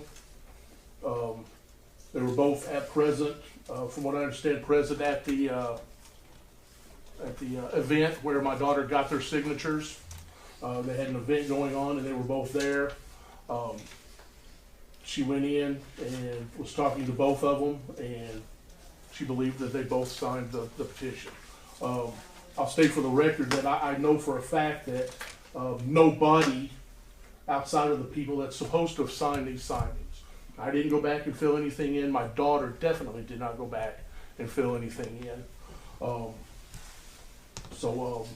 understand some of these are questionable, but I think I've established enough with you all so that we can talk about some of these other ones that should not be thrown off the ballot.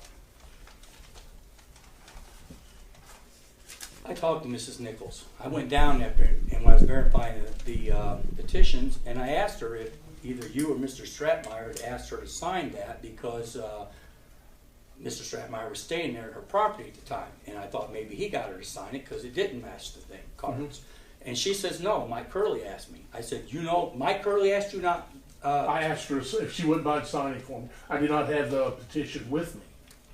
Well, let me finish. Oh, I'm sorry. And she goes, yes, I know Mike Curley. I said, well, that's funny because Mike's daughter signed the petition, or the thing saying she got it. He goes, she was there with him at the time. So now she says that your daughter was with him, but you said you weren't there, it was just her. When she got the signatures, I believed that they had a holiday event there, and I might have been there at the time before there, but she came after me getting signatures. I was probably there that day that the signatures were being gathered. They own a business in town. They were having a holiday event, and I probably did stop in. And her and another girl I had getting signatures were the ones that were passing petitions around. So I did not physically carry the petition around and I might have asked people, like you said, her and her husband and other people, if they wouldn't mind signing them, but I did not physically go out and get signatures.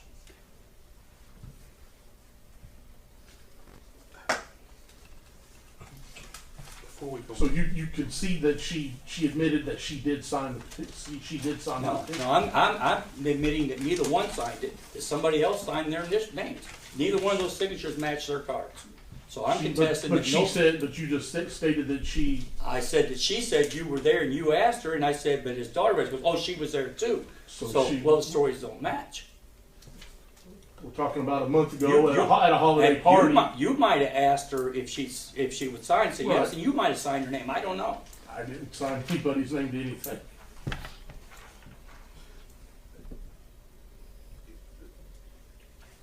So we keep this clear, there were two things, Mr. Curley, I don't think you responded to. Oh, I'm sorry. Look at number 6 and number 7, if you would. Oh, I'm sorry, I Did you did have- skip those. Number 6 said the signature is illegible. That's on page 2. Signature number 7. Kind of skipped over that one and I'm you sorry, I skipped did. over number 7. Did you want to? Did you? yeah, I just I want to mean, make sure you got a that's- chance to address them. Again, at 205 East 10th Street, the name is Montgomery, you can make that out. And it could be Nicholas. The other signature above it does run into it. So, and I could see that on number 8 that there is no address, and it probably should be stricken. There is no address there. But line 7, there's an address. And if it's a Nicholas, it does match with the voter registration. Let me back up. You said earlier it was her. You said she said. Oh, that's the first name that was on this list that I was handed. I didn't know there was possibly another person at that address. So I was looking at this, and then I looked, after I looked at it, you asked me what her first name was, and I was just looking at the top page that I had. So, and if I look at the second page, you know, that could very well be a Nick or a Nicholas on that signature.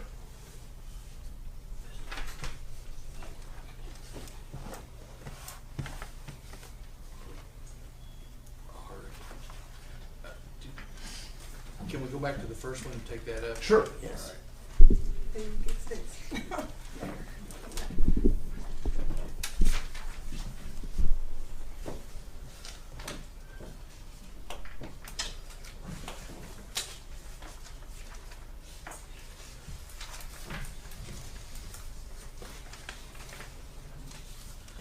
Jen, would you make copies for me? How many do you need? As many as I can get Yes, for? please. Mr. Walker, this is what they're getting ready to talk about.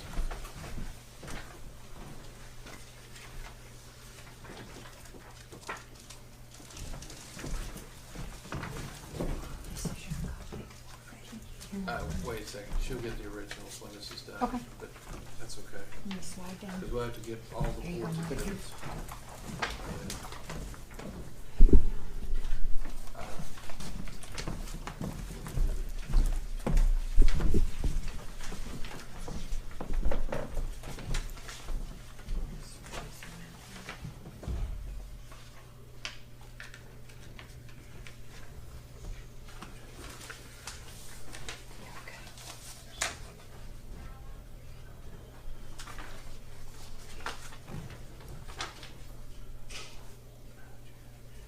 Just go ahead and sit down. I can have Lana down. Sure.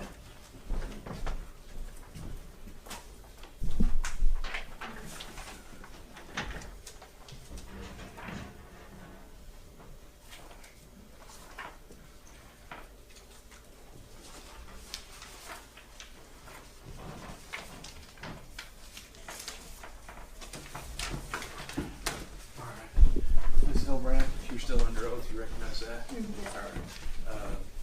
And if you would, I've listed these as boards exhibit 10 through, I think, I don't know what the last one was, 14 or 15, 14.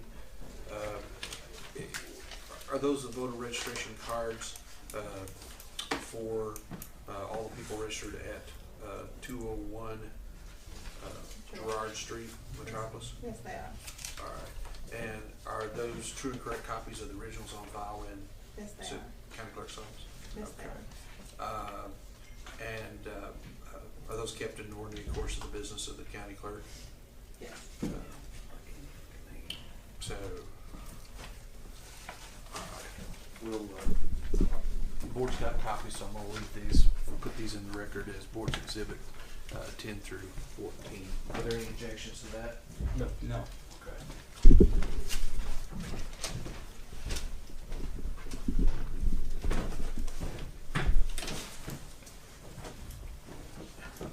Mr. Candy, it's your case. Do you want to address that point again with the new stuff that was brought in?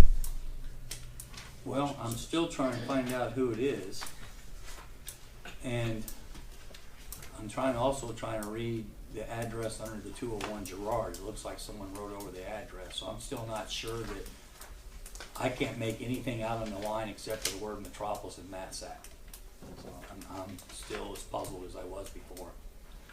You conceded earlier that it was 201 Gerard because you claimed that nobody was, within the last name Lewis, was there. You're right, and I'm not saying it's not 201 Gerard, I'm saying it's hard to make it out because it looks like someone wrote over another address. I still can't make anything out as far as who it is. I think Dustin Summer, I think if you look at the signature for a Dustin Summer, I believe that signature lines up with the signature on the petition. It's not a very good signature, but I think it lines up to it.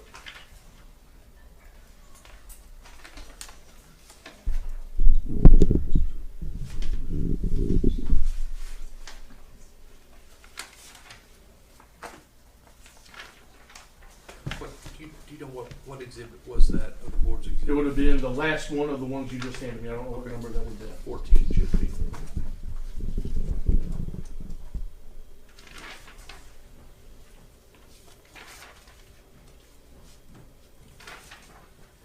This is a question here from Ms. Hillbrand.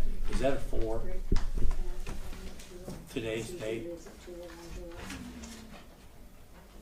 12? I mean, 12. I can't really Yeah, tell 9's a for Sunday, sure. that's why I asked. So he just registered December 4th, is what this would say? No, unfortunately not. Somebody wanted that, they needed to produce Well, it. he was already It's certainly, registered, we're but that's the looking last at card we number have on 9. file. Number When we 9. get a new card, It certainly it's the doesn't same match. address. I'm not sure. He was already registered. It doesn't. But if we get a new card from the I can't see driver's where it station or matches. public aid or anywhere, we just attach it on top. So I'm not 100% correct on. It's not what it is.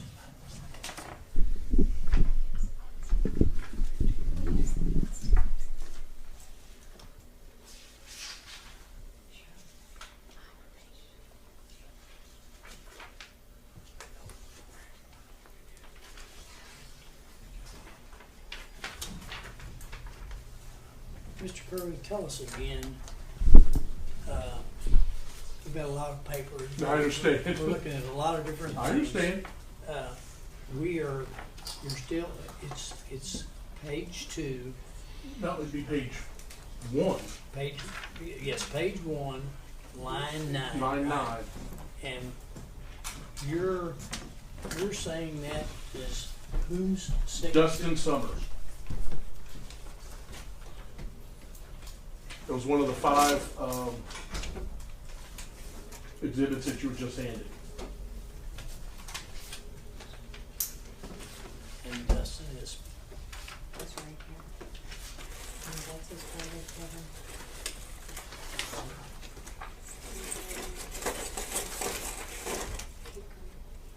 That's Robbie, his Robbie. grandpa. that's Mr. Woods. He's in Oh, his okay. signature. So I would assume he's living there now, since he just signed this in the last month or so? I would guess. 'Cause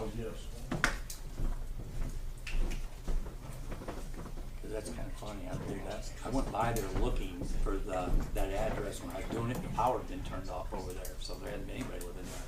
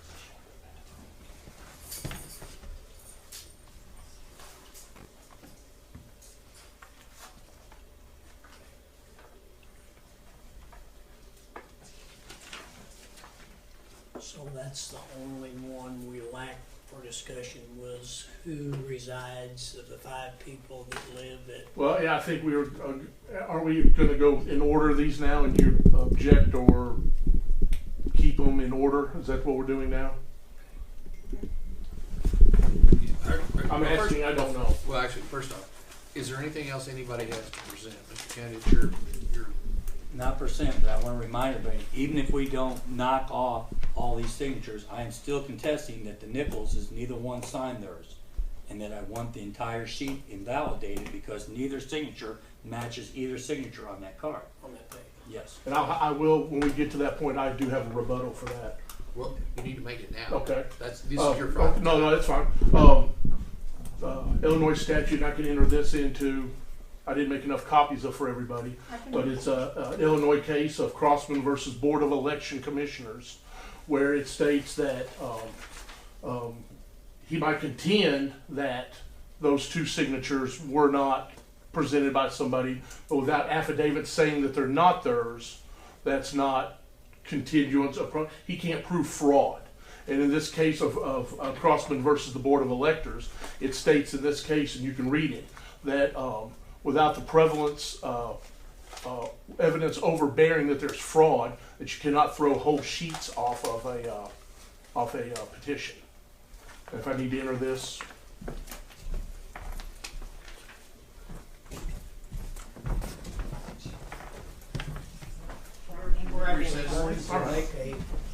We need a motion before this board to recess until Thursday the 10th, is that right? At 9 o'clock. Before we do it, all the evidence is in. Everybody presented all they're going to present. You Okay. got your- All right. Yes. All right. So the evidentiary portion's closed. I don't know if I'm done yet or not. I wonder till I have some other stuff that I may introduce depending on how things go Thursday. Can we leave it open? Well, it's like a court case. At some point, you have to put on all you're going to put on. I understand. And then you rest, okay? And both sides rest. Now, we've basically disclosed under the rules who you intend to call, so there can't be any new witnesses. There can't be any new documents that I'm aware of because you're supposed to produce those for each other. I guess I mean, if there's some other argument you want to make, that's fine, I suppose, if it relates to. I mean, I'm not an attorney. I don't know, so I don't know if I'm done. I won't know I'm done till I'm done. Does that make sense? I don't know. Well, what are we, all you're gonna do is review what we just went over, right? Is that You're pretty gonna much all? render a decision and tell us Thursday. Right. So if anything that needs to render that decision needs to be known today, not Thursday, because you're gonna, Yeah, because they're not planning on hearing additional evidence on. Right. You're done with the evidence. I understand. Okay. You all right? Yeah. Okay. All right, we take a motion and Well, I was downstairs making coffee, okay, so we I'm just need a kind of motion figuring out to what. adjourn, recess till Thursday, Okay. January the 10th Mhm. at 9 o'clock here in the council chambers. By adjourning, by recessing, we won't have to put another agenda out, right? I don't think so. Okay. I'll make sure. Okay. All right. I'll make that motion. All right. Yes. Yeah, I'll second. Mr. Markfield voted yes. I vote yes. And I'm sure you will vote yes. Yes. Yeah. Myself. We do thank each and every one of you for your time and your attendance, and Ms. Hildebrand, thank you very much. And at this time, we will call this meeting to order. Please call the roll. Mr. Barfield, Here? the mayor, Here, and myself. at this time, do we have any public comment? If not,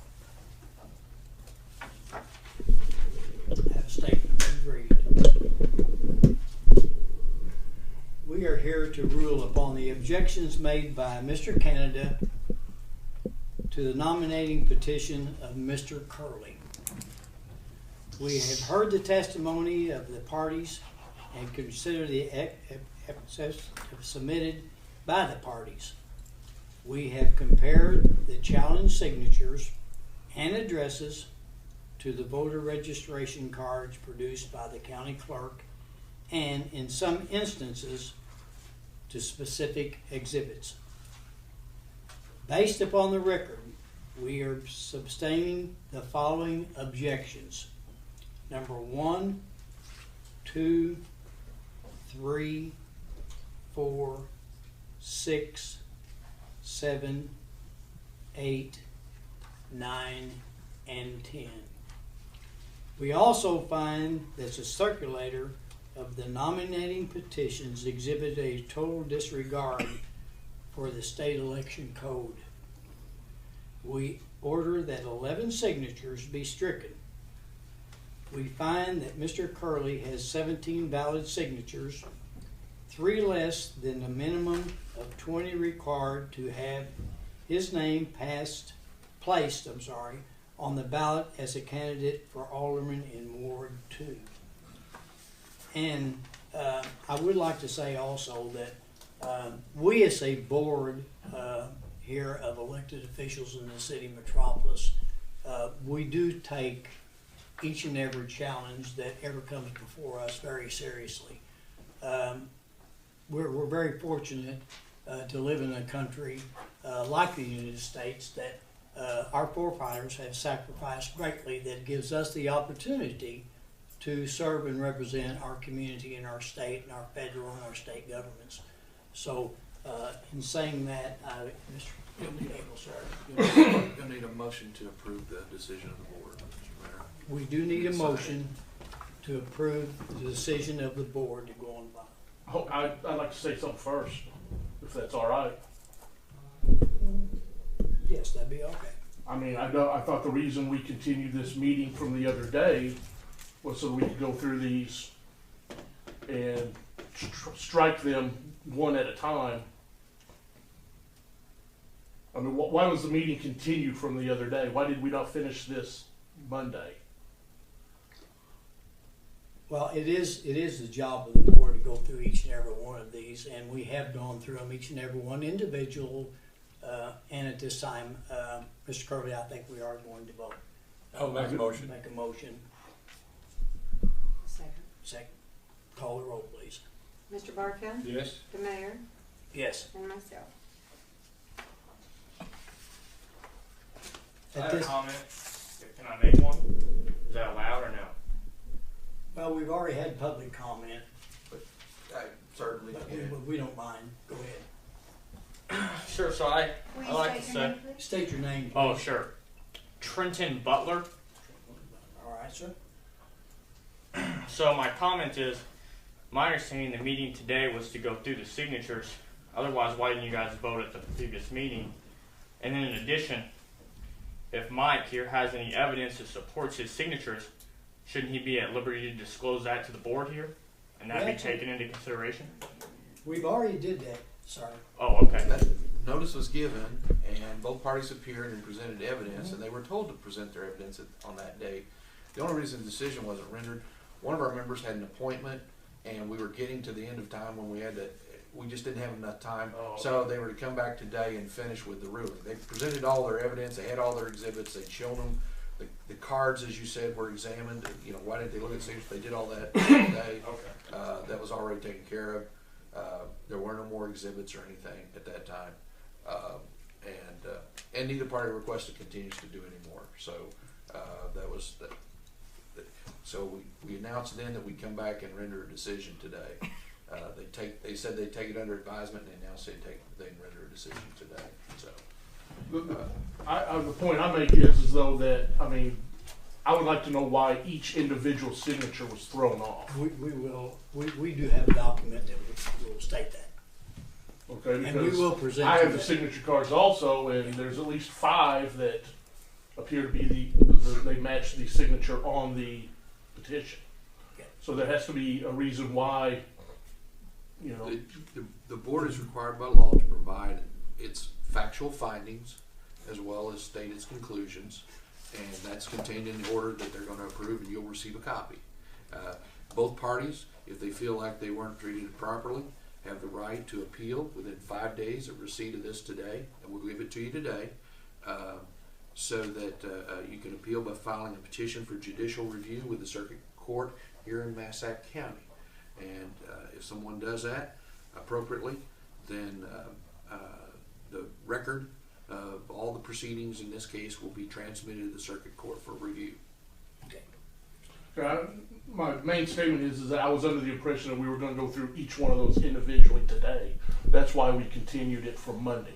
Well, we I actually, was- and I understand, Mr. Curry, we actually went through I thought each so, too. line item. Well, we kind of, yeah, but no decision. I understood we did kind of do that. I didn't think that was on the record because Rick was not in here at the time, and we did continue talking. But I didn't know that a decision had been made. I mean, as far as I was concerned, when I left, a decision had not been made on any of my signatures. Well, and it hadn't been made at that And time. I assumed the reason why we continued today was to make the decisions here in Well, the it's- meeting. We actually went through each and every line item in the meeting the other day. Yes. And then it's left up, we got your opinion, we got Mr. Canada's opinion, then it's left up to this board to go over, make a formal decision.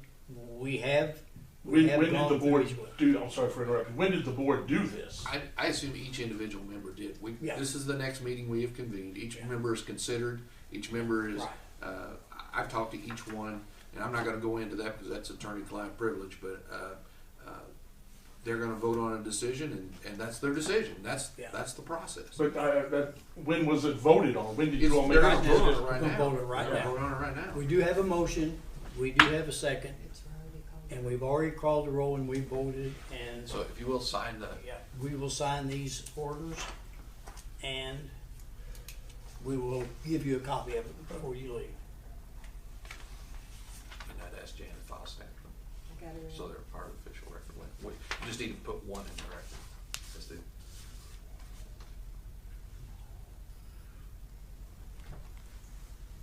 Oh, and by the way, I don't know if they explained why the court reporter wasn't here. They did. Okay, all right, but we do have it, and that'll be a part of the record, Will, since we haven't filmed.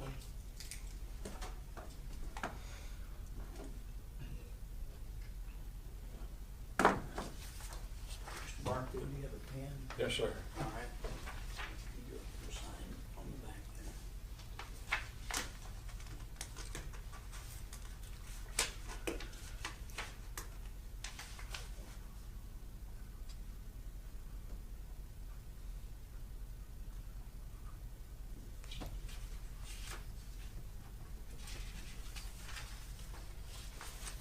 Jan, you just sign that. Yeah, and you'll have to sign through there.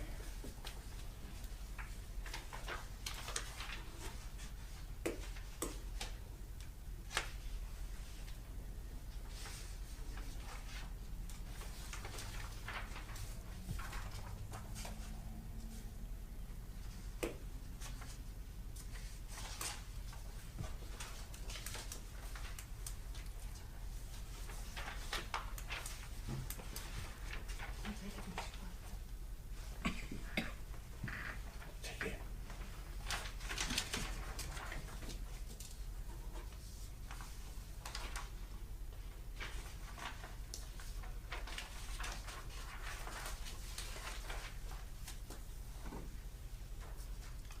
And that sits downstairs was a, of course, guy, he's gonna meet Chad again.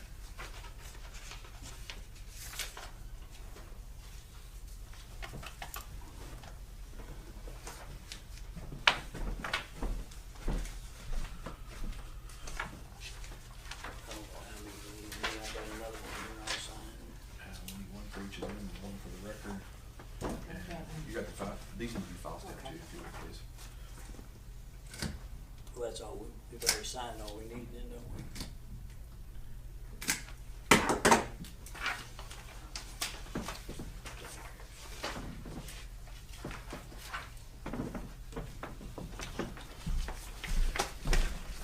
There's a copy.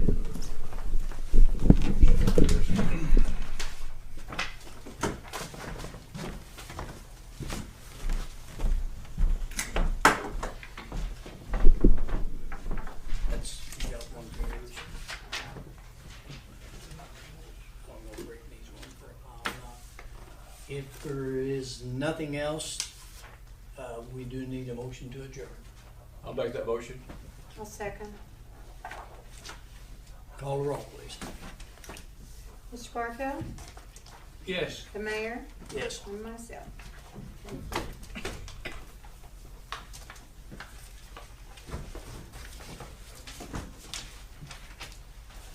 Thank each and every one for your time.